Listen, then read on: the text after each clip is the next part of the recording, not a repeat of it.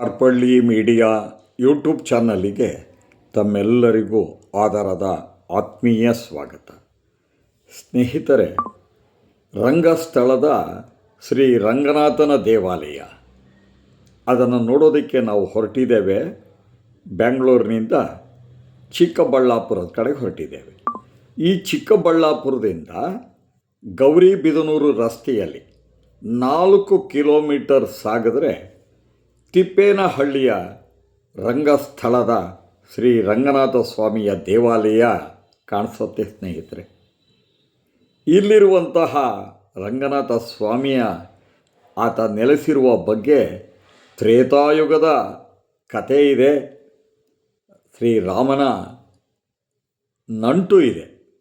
ಅಂತಹ ವಿಶೇಷವಾದಂತಹ ದೇವಾಲಯದ ದರ್ಶನವೇ ಮಹಾಭಾಗ್ಯ.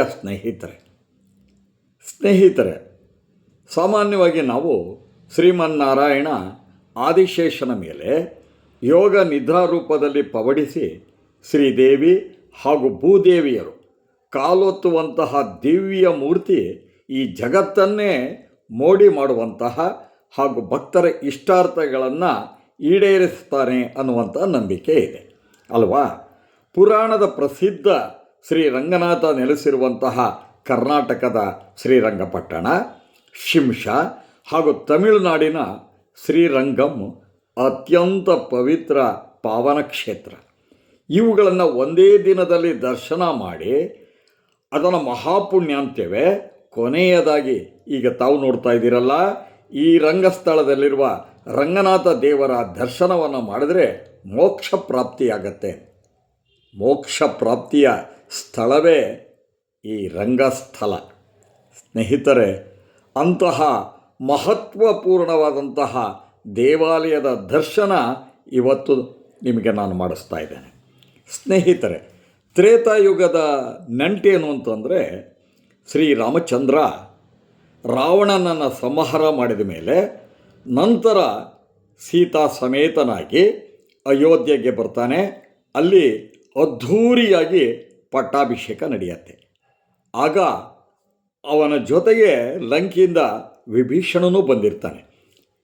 ವಿಭೀಷಣನಿಗೆ ಶ್ರೀರಾಮಚಂದ್ರ ಒಂದು ಬಿದಿರಿನ ಬುಟ್ಟಿಯಲ್ಲಿ ಶ್ರೀರಂಗನಾಥನ ಮೂರ್ತಿಯನ್ನು ಉಡುಗೊರೆಯಾಗಿ ಕೊಡ್ತಾನೆ. ಅದನ್ನು ವಿಭೀಷಣ ಭಕ್ತಿಯಿಂದ ತೆಗೆದುಕೊಂಡು ಬರ್ತಾನೆ. ಬರಬೇಕಾದ್ರೆ ತಾವು ನೋಡ್ತಾ ಇದ್ದೀರಲ್ಲ, ಇದೇ ರಂಗಸ್ಥಳದಲ್ಲಿ ಸಪ್ತ ಋಷಿಗಳು ರಂಗನಾಥ ಸ್ವಾಮಿಯನ್ನು ಬಿದಿರಿನ ಬುಟ್ಟಿಯಲ್ಲಿ ನೋಡಿ ಹೇಳ್ತಾರೆ, ಇದನ್ನು ಇಲ್ಲಿಯೇ ಸ್ಥಾಪನೆ ಮಾಡಿ, ಇದು ಲೋಕೋದ್ಧಾರವಾಗತ್ತೆ ಅಂತ ಹೇಳಿ. ಹಾಗಾಗಿಯೇ ವಿಭೀಷಣ ಈ ರಂಗಸ್ಥಳದಲ್ಲಿ ಬಿದಿರಿನಿಂದ ತಂದಂತಹ ರಂಗನಾಥ ಸ್ವಾಮಿಯನ್ನು ಇಲ್ಲಿ ಪ್ರತಿಷ್ಠಾಪನೆ ಮಾಡಿದ ಅಂತ. ನಂತರದ ಕಾಲದಲ್ಲಿ ಹೊಯ್ಸಳ ಆಡಳಿತಗಾರರು ಈ ಭಗವಾನ್ ರಂಗನಾಥನ ಭವ್ಯ ದೇವಾಲಯವನ್ನು ಬಿದಿರಿನ ಬುಟ್ಟಿಯ ಆಕಾರದಲ್ಲಿಯೇ ನಿರ್ಮಾಣ ಮಾಡಿದ್ರು ಅಂತ ಹೇಳಿ ಇಲ್ಲಿನ ಇತಿಹಾಸ ತಿಳಿಯಲಿ. ಇಲ್ಲಿರುವ ರಂಗನಾಥ ಸ್ವಾಮಿ ಕಪ್ಪು ಶಿಲೆಯಿಂದ ಕೂಡಿದ್ದು 4.5 ಅಡಿ ಉದ್ದವಿದೆ. ಆದಿಶೇಷನ ಮೇಲೆ ಹೊರಗೆ ಪವಡಿಸಿದ ರಂಗನಾಥ ಸ್ವಾಮಿಯ ಪಾದದ ಕೆಳಗೆ ಶ್ರೀದೇವಿ ಮತ್ತು ಭೂದೇವಿಯರು ಸೇವೆ ಮಾಡ್ತಾ ಇದ್ದಾರೆ. ಸ್ನೇಹಿತರೆ, ಇಲ್ಲಿರುವಂತಹ ರಂಗನಾಥ ಸ್ವಾಮಿ ಯೋಗ ನಿದ್ರೆಯಲ್ಲಿದ್ದಾನೆ. ಜಗತ್ತನ್ನೇ ಮೋಡಿ ಮಾಡುವಂಥ ರೀತಿಯಲ್ಲಿ ಇರೋದರಿಂದ ಇವನನ್ನು ಜಗನ್ಮೋಹನ ಅಂತ ಹೇಳಿ ಕರೀತಾರೆ. ಆ ಸ್ವಾಮಿಯ ದರ್ಶನವನ್ನು ತಾವು ಈಗ ಮಾಡ್ತಾ ಇದ್ದೀರಿ ನೋಡಿ. ಆ ಮುಖದಲ್ಲಿರುವಂತಹ ಆ ಮುಗುಳ್ನಗೆ ಮೋಹನ ಇಡೀ ಜಗತ್ತನ್ನೇ ಮೋಹಿಸ್ತಾ ಇದ್ದಾನೇನೋ ಅಂಥೇಳಿ. ಸ್ನೇಹಿತರೆ, ತಾವು ನೋಡ್ತಾ ಇದ್ದೀರಿ ದೇವಾಲಯದಲ್ಲಿರುವಂಥ ಆ ಕಂಬಗಳ ಕೆತ್ತನೆ ಎಷ್ಟು ಕಲಾ ಕೌಶಲ್ಯದಿಂದ ಕೂಡಿದೆ ಅಂತ ಹೇಳಿ. ಪ್ರತಿಯೊಂದು ಕಂಬವನ್ನು ನೋಡ್ತಾ ಇದ್ದರೆ ಆ ಕಂಬದ ಹತ್ತಿರ ಅಲ್ಲೇ ನಿಂತು ಅದರ ಕೌಶಲ್ಯವನ್ನು ನೋಡ್ಬೋದು, ಅಷ್ಟು ಸುಂದರವಾಗಿದೆ. ಇಲ್ಲಿರುವಂತಹ ರಂಗನಾಥ ಸ್ವಾಮಿಯ ದಿವ್ಯ ಸಾನ್ನಿಧ್ಯವನ್ನು ಕಂಡಂಥ ಗುರು ಪರಾಶರ ಭಟ್ರು 12ನೇ ಶತಮಾನದಲ್ಲಿಯೇ ರಂಗರಾಜ ಸ್ತೋತ್ರವನ್ನು ಭಕ್ತಿಯಿಂದ ರಚನೆ ಮಾಡಿದ್ದಾರೆ. ಅದು ಅತ್ಯಂತ ಪ್ರಸಿದ್ಧಿಯನ್ನು ಪಡೆದಿದೆ. ಸ್ನೇಹಿತರೆ, ರಂಗಸ್ಥಳದ ಈ ರಂಗನಾಥ ಸ್ವಾಮಿಯ ದೇವಾಲಯ ಇದೆಯಲ್ಲ, ಹೊಯ್ಸಳ ಶೈಲಿಯ ವಾಸ್ತುಶಿಲ್ಪವನ್ನು ಹೊಂದಿದೆ. ದಕ್ಷಿಣ ಅಭಿಮುಖವಾದ ಭವ್ಯವಾದಂತಹ ಇಲ್ಲಿ ರಾಜಗೋಪುರ ಇದೆ. ದೇವಾಲಯದಲ್ಲಿ ಸುಂದರವಾದ ಅಲಂಕೃತಗೊಂಡ ಕಲಾತ್ಮಕವಾದ ಮಂಟಪ ಇದೆ, ಸಭಾಂಗಣ ಇದೆ. ಮೇಲ್ಗಡೆ ನೋಡ್ತಾ ಇದ್ದೀರಿ, ಎಷ್ಟು ಚೆನ್ನಾಗಿದೆ ನೋಡಿ, ಗರುಡನ ಮೂರ್ತಿ ಅತ್ಯಂತ ಭವ್ಯವಾಗಿದೆ. ಇಲ್ಲಿನ ವಿಶೇಷ ಇನ್ನೊಂದಿದೆ. ಗರ್ಭಗುಡಿಯ ಮೇಲ್ಭಾಗದಲ್ಲಿ ತಾವು ನೋಡಿದ್ರಲ್ಲ, ದ್ರಾವಿಡ ಶೈಲಿಯಲ್ಲಿ ನಿರ್ಮಿತವಾದಂಥ ಚೌಕಾಕಾರದ ಶಿಖರ.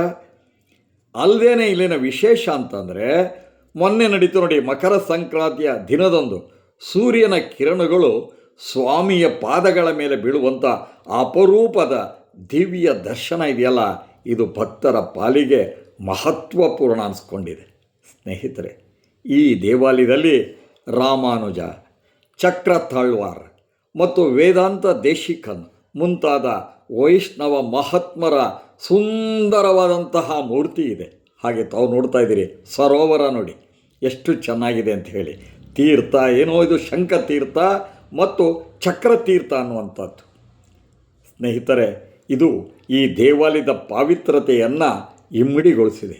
ಇಲ್ಲಿರುವಂಥ ಪ್ರತಿ ಕಲ್ಲಿನಲ್ಲಿರುವಂಥ ಸುಂದರವಾದಂಥ ಕೆತ್ತನೆ ಬಂದಂಥ ಆಸ್ತಿಕರ ಮನಸ್ಸನ್ನು ಅತ್ಯಂತ ಮೋಹಗೊಳಿಸುತ್ತೆ. ಕೇವಲ ಬೆಂಗಳೂರಿನಿಂದ ಚಿಕ್ಕಬಳ್ಳಾಪುರದ ತಿಪ್ಪೇನಹಳ್ಳಿಯಲ್ಲಿರುವ ರಂಗಸ್ಥಳಕ್ಕೆ 66 ಕಿಲೋಮೀಟರ್. ಸುತ್ತಮುತ್ತ ಇರುವಂತಹ ಬೆಟ್ಟ ಗುಡ್ಡ, ಬೀಸುವ ತಂಗಾಳಿ ವಾತಾವರಣದಿಂದ ಈ ಸ್ಥಳ ಅತ್ಯಂತ ಪ್ರಶಾಂತತೆ ಪಾವಿತ್ರತೆಯಿಂದ ಕೂಡಿದೆ. ಅಲ್ಲದೆ ಈ ಶ್ರೀರಂಗನಾಥನ ಸ್ವಾಮಿಯ ದಿವ್ಯ ದರ್ಶನ ಬಂದಂಥ ಭಕ್ತರ ಕಷ್ಟಗಳನ್ನು ದರ್ಶನ ಮಾತ್ರದಿಂದಲೇ ಪರಿಹರಿಸುವಂತಿದೆ. ತಮ್ಮೆಲ್ಲರಿಗೂ ಆತ್ಮೀಯ ನಮಸ್ಕಾರಗಳು.